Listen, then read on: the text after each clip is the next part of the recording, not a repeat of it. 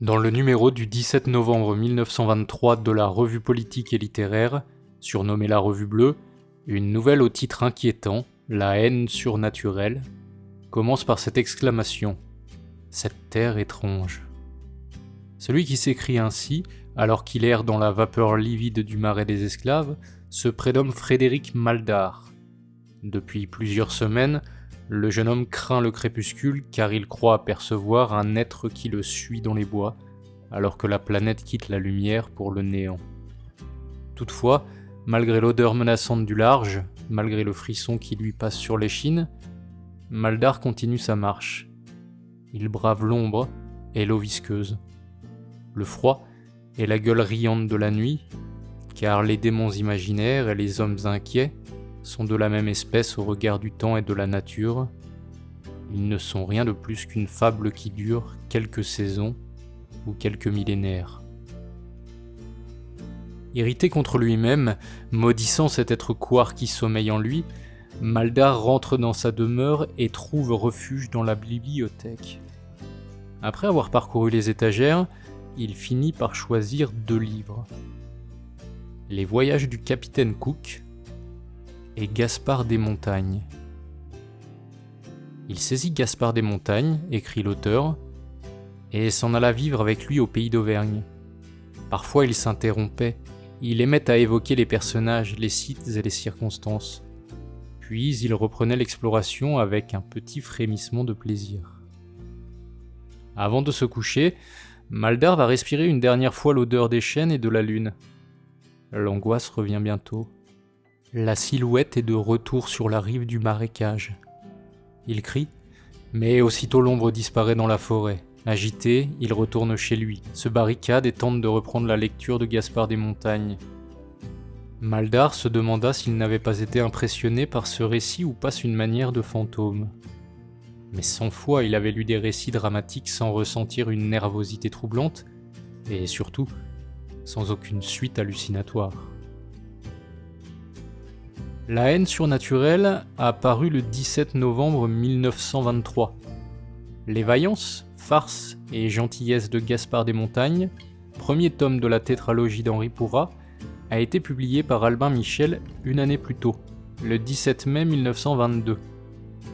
Joseph-Henri Honoré Boueix, dit Rogny aîné, l'auteur de La haine surnaturelle, qui deviendra d'ailleurs en 1924 L'assassin surnaturel, quand la nouvelle sera compilée dans un recueil publié chez Flammarion, ne s'était pas trompé en faisant affirmer au médecin qui vient aider Maldard que l'ombre qui le poursuit n'est ni, je cite, d'un au-delà terrestre, ni d'un au-delà interstellaire, mais qu'il est simplement le double de Maldard et que son combat dans la nuit n'a été, je cite, qu'un combat de l'homme contre soi-même.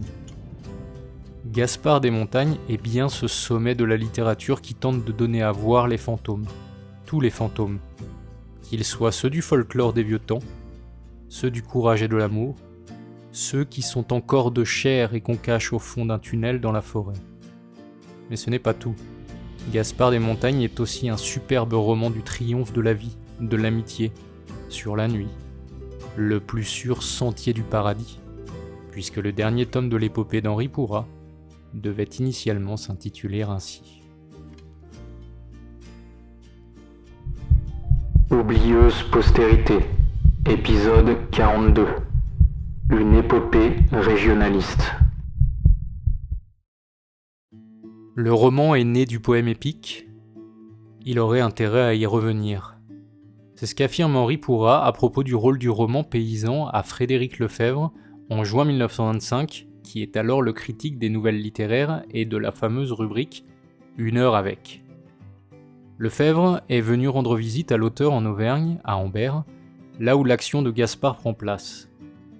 Avant de confier ses vues sur l'art romanesque, Pourrat jauge son interlocuteur et ne renonce pas à faire les choses dans l'ordre. Et dans l'ordre des choses, il faut marcher avant de raconter. C'est déjà une mythologie de l'homme qui n'oublie pas son enfance, la source sacrée de la création, qu'impose Henri Pourrat à Frédéric Lefebvre. Mais l'écrivain ne fait là qu'acte fondamental de mémoire et de soumission. Lui-même, dans sa quête impérieuse du folklore auvergnat, a marché avant de raconter. Marcher à la rencontre des paysans, des conteurs, des colporteurs, pour recueillir leurs propos avant de les compiler dans une somme monumentale intitulée Le Trésor des Contes. Pourra marcher avant même de composer Gaspard des Montagnes, marchait encore pour sauver l'histoire régionale de l'oubli, marchait déjà à la recherche de cette mythologie de brigands, de mauvais diables et de bêtes imaginaires, avant même de savoir écrire. Henri Pourrat emporte donc Frédéric Lefebvre avec lui à l'assaut des sentiers vallonnés, à la pêche à la truite, à l'écoute des conteuses du pays, comme l'évoque Pierre Pupier dans sa belle biographie de Pourrat. Il évoque, drapé dans sa longue cape, ses amis disparus, ses auteurs fétiches que sont Claudel et Ramu.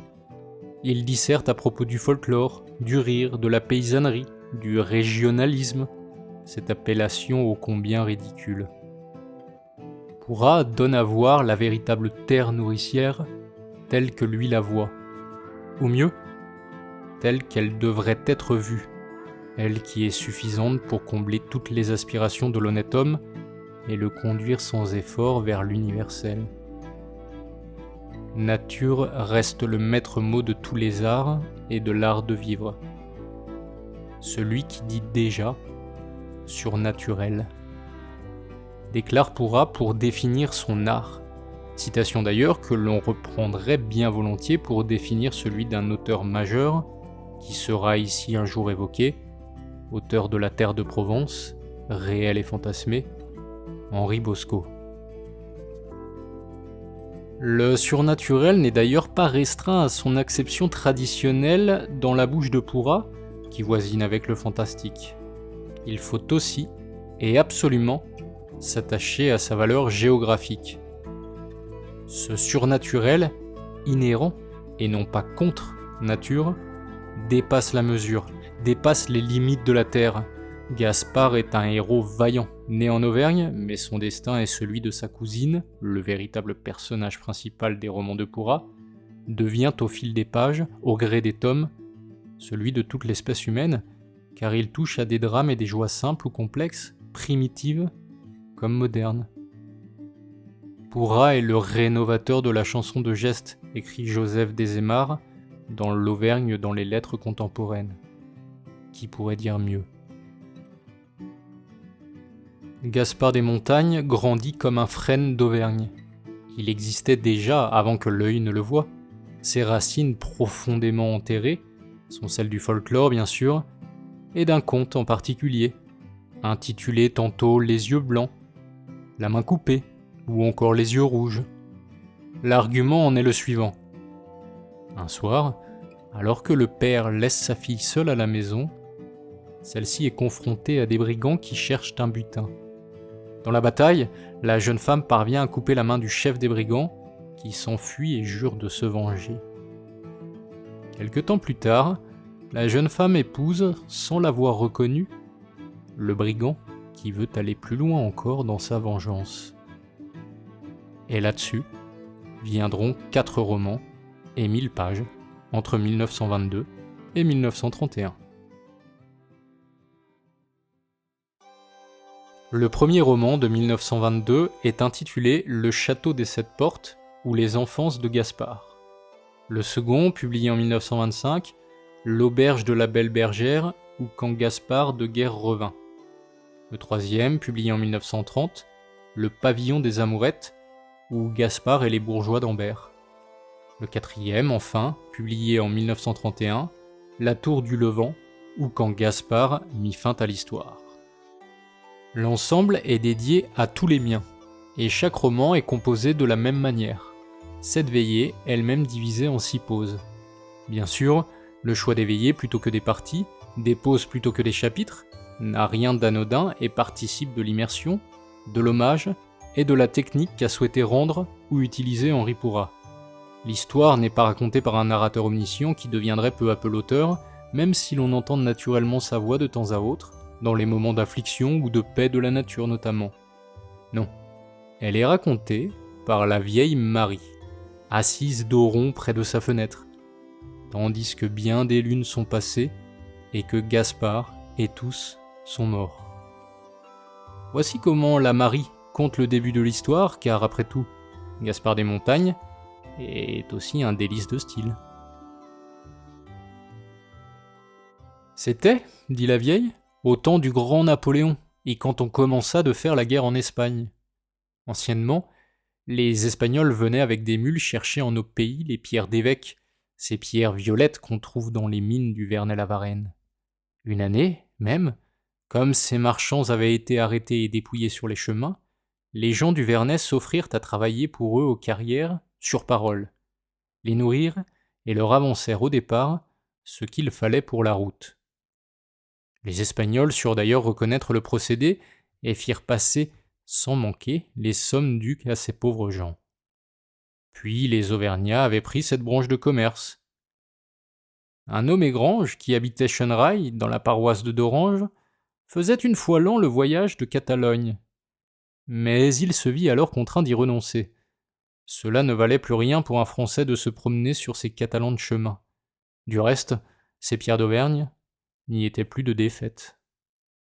Surtout cela, Jean-Pierre Grange était un homme épais de carrure et d'os, qui ne craignait guère quelques balles de plomb s'il y avait du bon argent à gagner. Un vrai sans-peur, bougon, rude, entêté, ayant la colère chaude et violent dans ses emportements.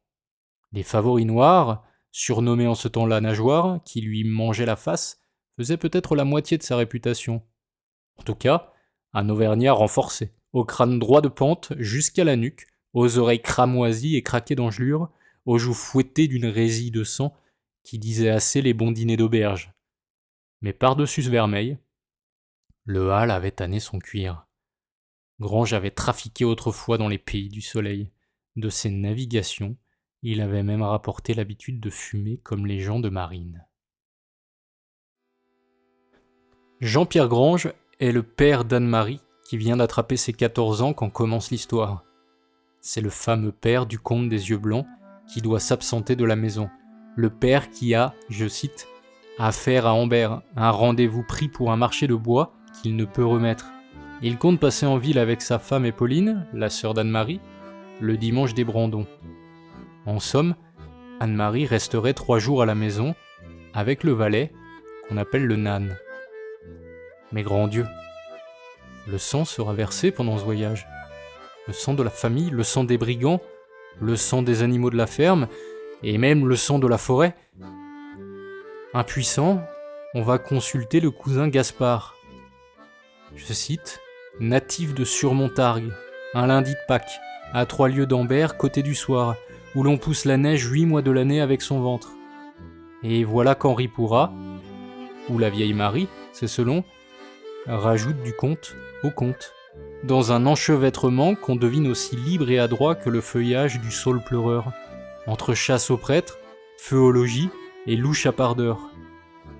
Toujours est-il que Gaspard, qui n'a pourtant que 16 ans, sait tout faire. Il est déjà une force de la nature, une force d'Auvergne, du livre à doigt, et un bon bougre. Gaspard, plus doux que les doux, et plus coquin que les coquins, raconte-t-on. Ainsi va-t-il aider la famille Grange contre les brigands, bravant moult dangers, vivant 1000 aventures, auxquelles l'amour n'est pas étranger. Des personnages de cette espèce rare, haut en couleur, ce joueur né, qui joue le jeu pour le jeu avec entrain, sinon gaiement, comme l'écrit Alexandre Vialat, l'un des très grands amis d'Henri Pourra, qui a perdu, gagné, qui a été l'homme de la liberté, qui a joué le jeu pour l'honneur et le plaisir, qui l'a joué comme Ulysse et comme Roland, avec ruse et chevalerie, dans un triste pays des montagnes d'Auvergne, à l'âme hivernale et au noir génie. De ces joueurs, il y en a d'autres dans ces années 20 qui regardent en arrière, qui luttent en partie contre une modernité trop carnassière, trop véloce, peut-être incapable d'avancer sans détruire son passé. Si l'on délaisse ses bottes et les forêts auvergnates un instant pour monter un peu plus au nord-ouest, dans le pays des canaux bretons, si l'on n'a pas peur de salir sa culotte, qu'on troque notre esprit sylvain pour une âme lacustre, qu'on aime l'odeur âcre de la tourbe, alors on finit, dans les roseaux et la brume, par atteindre le pays de la Brière, cette terre donnée aux bateleurs par les rois depuis le Moyen-Âge, Cette terre noire, non pas volcanique comme l'Auvergne, mais humide, collante. Cette terre, enfin, que l'État obèse voudrait désormais ravir à ses habitants pour y construire on ne sait quoi d'inutile. Et une fois dans ces eaux gelées, on découvre à bord de son chaland increvable la silhouette robuste du cousin armoricain de Gaspard, celui qu'on respecte et qu'on craint par ici, qui porte le nom d'Aoustin, mais qu'on appelle aussi Lucifer quand il tourne le dos. Aoustin, comme Gaspard, est l'homme qui résiste, l'homme qui ne renonce jamais, qui malgré sa rudesse extrême, dont il est autant l'exécutant que la victime, parce qu'il ne parvient pas à renoncer à la moindre des traditions de son pays, de sa famille, endosse peu à peu le rôle du possible sauveur. Il est d'ailleurs possible d'y voir les prémices d'une figure christique. Alphonse de Chateaubriand, l'auteur de La Brière, qui parut en 1923, un an après le premier tome de Gaspard, tout comme Henri Pourrat, n'étant pas uniquement chantre d'un syncrétisme paysan littéraire, mais aussi d'une voix religieuse, lui qui écrivit dans sa préface à Maria, de son ami et voisin Lucien Gachon, « Progrès et civilisation font deux, mais christianisme et civilisation, au bout du compte, cela ne fait qu'un. » C'est d'ailleurs, à mesure que le combat contre la modernité avance dans la Brière, à mesure que les forces vives s'amenuisent, qu'Aoustin se métamorphosera. Il ne sera plus surnommé Lucifer, mais Sainte Justice. Brave vengeur, lyrique, pathétique et bouleversant, tandis que les épreuves pleuvront sur lui ainsi que des plaies, tout comme elles ne cessent de pleuvoir sur l'Auvergne, Gaspard et Anne-Marie. Il est d'ailleurs amusant et tragique de constater que les aventures et les déboires de Gaspard et d'Aoustin trouvent leur origine dans le même détournement de la parole divine. Au commencement était le Verbe, bien sûr. Or, c'est par une affaire de lettres disparues, de lettres qu'on cache, qu'on cherche que le malheur arrive. Que recèlent ces quelques plis que les brigands cherchent à dérober? Que certifient celles qu'Aoustin cherche toute la journée parmi les canaux, comme il chercherait la prégnance toute puissante du passé sur sa région? De ces lettres dépendent l'avenir de la propriété, la paix ou la guerre du terrien, le grand départ ou la sécularisation. Il ne faut qu'un pas de côté pour passer d'une lettre à une missive, d'un acte administratif à un autre. En somme, d'une écriture qui oublie ses racines créatrices au profit de sa valeur performative. Qu'un pas de côté donc, pour passer de la Brière aux friches de Bruyère, aux landes chevelues du Genêt et aux étangs bordés de joncs de la Sologne, où un certain Pierre Fouque, que l'on connaît mieux sous le nom de Raboliau, braconne pour le plaisir. Il goûte sans cesse l'ivresse de la nature, de sa région, aime autant l'odeur du sang des animaux que de la sève, ne peut renoncer à son absolue passion de la liberté. La morale ne veut rien dire pour ce chasseur solitaire dont Maurice Genevoix a écrit le destin somptueux et tragique dans le roman qui porte son nom en 1925.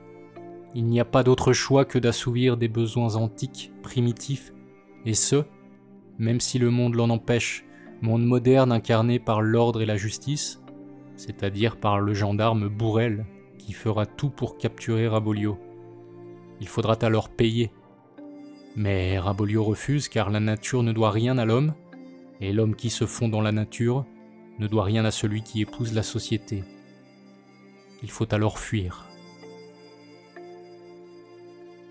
Ce motif de la disparition est récurrent dans les contes.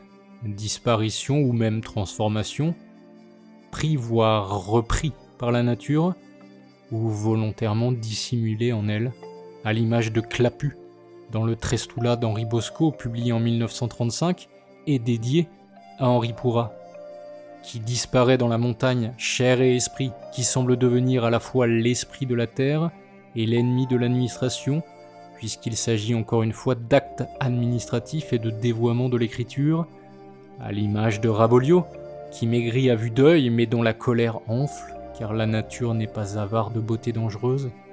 Raboliau qui devient une sorte de dryade vengeresse, qui ne renoncera plus, à l'image d'Austin bien sûr, dont Chateaubriand fera un être double, pour moitié soumis à ses instincts humains, et pour l'autre capable de les exécuter avec une arme qui n'est pas la sienne, mais bien celle d'une nature siamoise.